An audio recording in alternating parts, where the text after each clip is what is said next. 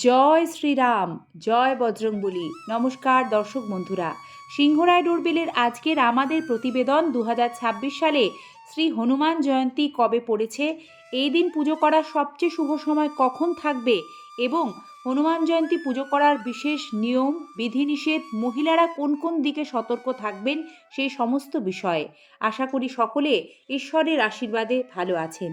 চৈত্র মাসে পূর্ণিমা তিথিতে পালিত হয় হনুমান জয়ন্তী।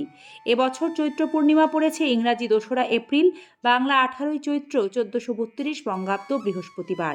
আর সেই দিনই পালিত হবে শ্রী শ্রী হনুমান জয়ন্তী। বজরংবলী হলেন সংকটমোচন। ভক্তি ভরে তার উপাসনা করলে নানা সমস্যা থেকে মুক্তি পাওয়া যায়, একই সঙ্গে আত্মবিশ্বাস ও সাহস বৃদ্ধি পায়। তবে এই পূজার বিশেষ কিছু নিয়ম আছে। সুফল প্রাপ্তির জন্য বিশেষ নিয়মগুলি পালন করার কথা বলা হয়েছে।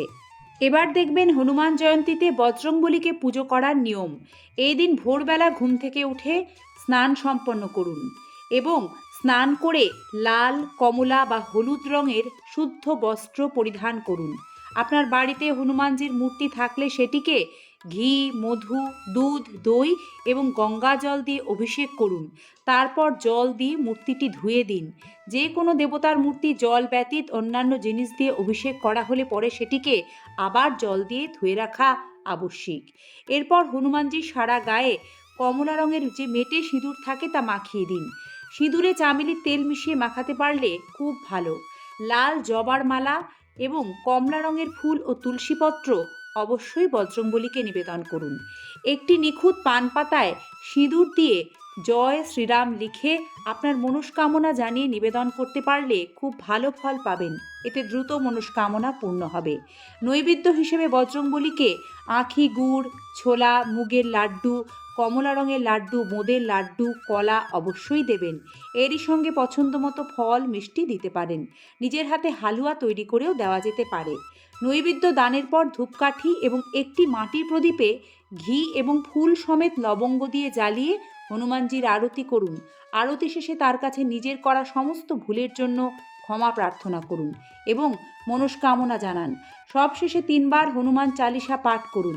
যারা মন্দিরে গিয়ে পুজো দেবেন বলে ভাবছেন তারা হনুমানজির কাছে অর্পণের জন্য তুলসী পাতা, লাল ফুলের মালা, কলা, কমলা রঙের মিষ্টি অবশ্যই নিয়ে যাবেন এবং সেখানেও আপনারা একইভাবে ঘিয়ের প্রদীপ বা চামেলির তেলে প্রদীপ জ্বালিয়ে 3 বার হনুমান চালিসা পাঠ করবেন। দর্শক বন্ধুরা, হনুমান জয়ন্তীর দিন মহিলারা পুজো করার সময় যে বিষয়গুলি অবশ্যই খেয়াল রাখবেন সেইগুলি হলো, জ্যোতিষশাস্ত্রে বলা হয় হনুমান জয়ন্তীর দিন মহিলাদের এমন অনেক কাজ আছে যেগুলি করা উচিত নয়। এই ভুলগুলি যদি তারা করেন তাহলে হনুমানজি রুষ্ট হন। শাস্ত্রমতে হনুমানজিকে শিশু ব্রহ্মচারী হিসেবে পুজো করা হয় হনুমান জয়ন্তীর দিন। তাই মহিলারা এই পুজো করলেও হনুমানজির মূর্তি স্পর্শ করবেন না, এতে হনুমানজি রুষ্ট হন।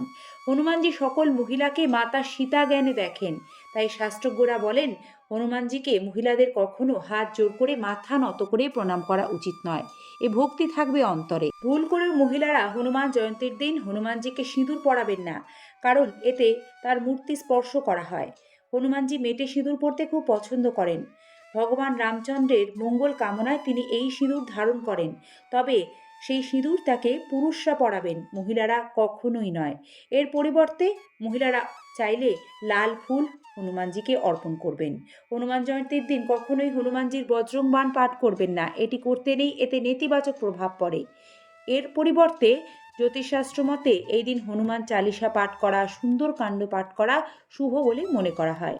মহিলারা একান্তই হনুমান জয়ন্তীর ব্রত উপবাস পালন করতে চাইলে সেক্ষেত্রে নিশ্চিত করবেন এই দিন খাবারে কোনো ধরনের নুন বা লবণ ব্যবহার করবেন না, এটি শাস্ত্রসম্মত।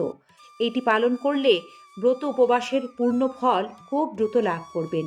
হনুমানজিকে চাইলে অশ্বত্থ পাতার ওপরেও জয় শ্রীরাম সিঁদুর দিয়ে লিখে মালা হিসেবে অর্পণ করতে পারেন বা এমনিও তাকে নিবেদন করতে পারেন, এতেও মনস্কামনা পূর্ণ হয়। হনুমান জয়ন্তীর দিন কালো বা সাদা রঙের বস্ত্র পরিধান করবেন না।